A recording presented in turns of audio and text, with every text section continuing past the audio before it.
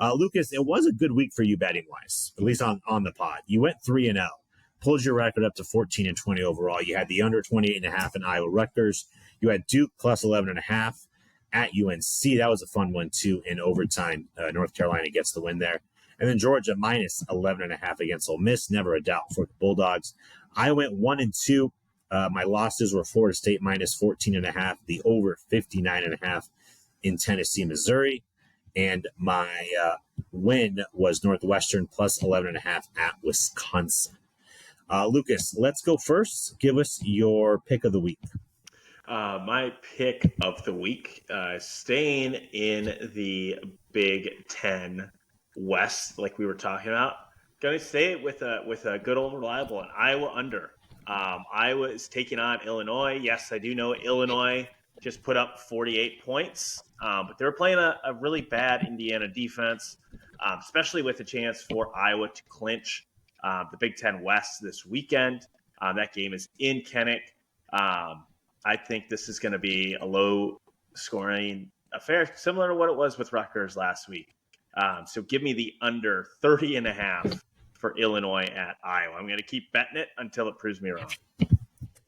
I'm going to pick Georgia minus 10.5 against Tennessee on the road in Knoxville.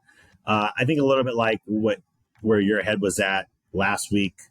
I just think Georgia's getting better every year. I think Georgia still plays this underdog mentality of no one believes in us. Why are we ranked, second, maybe falling down to third potentially after what Michigan did to Penn State. We'll see when the rankings come out. So I'm going to take Georgia minus 11.5. Tennessee is struggling, got throttled in Columbia. That looks like a middle-class SEC East team, and Georgia looks like the class of the SEC East. So give me Georgia minus 10.5. My underdog of the week, Lucas, I'm sorry to do this to you 2 weeks in a row. Give me give me Nebraska plus 6.5 against Wisconsin. Big Ten West, I just feel like I got to take an underdog in Big Ten West games. I don't know who is better, who is a touchdown better than who. Like Illinois is, I think, a 3.5-point dog against Iowa. I'm not exactly sure why Wisconsin's a 6.5-point favorite after the last 2 weeks. So although Nebraska has also lost 2 straight, including to Michigan State. So give me Nebraska plus 6.5. I'm going to hold on for dear life. Pretty much every Big Ten West game is pretty much a coin flip. Yes.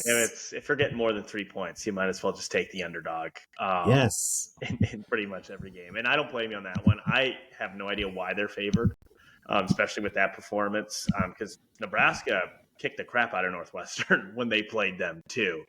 And you have a chance. I mean, Nebraska knows they have 2 chances to get a bowl game, which for them is, I think they haven't been to a bowl in the last 6 seasons. So I think they're going to be fired up. And they also haven't beaten Wisconsin since 2012. They've lost 10 straight to the Badgers. So, they're going to be fired up for that. And I honestly have no idea what Wisconsin's going to look like. They could come out angry, which I thought they would the last couple of weeks, or they're going to come out and do a dud like they've had the last couple against Illinois or Northwestern and Indiana. So I do not blame you on that one. My upset is actually Kansas plus 9.5 versus Kansas State.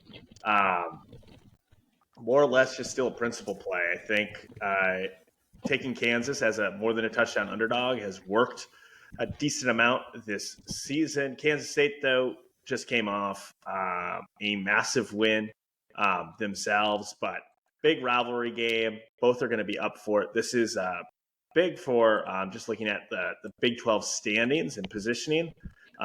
So give me Kansas on the road plus 9.5 against Kansas State. All right. My lock of the week is going to be Michigan minus 19.5 at Maryland. I think the Wolverines are going to continue to play up this, us against the world, we're the victims. I think they're kind of on a mission, right? I think they're just kind of like, screw everyone. We're going to come out and try to put as many points on the board as we can. Maryland did snap their 4-game winning streak in Lincoln, beating Nebraska at the buzzer 13-10. But I think this is a different level of athlete. I don't like the way Maryland's been playing.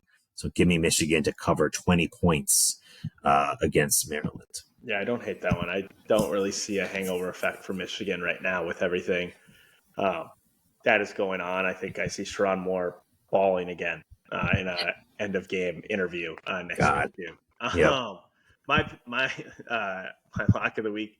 It's a game you already picked, Ryan. I'm also taking Georgia minus 10.5 on the road at Tennessee.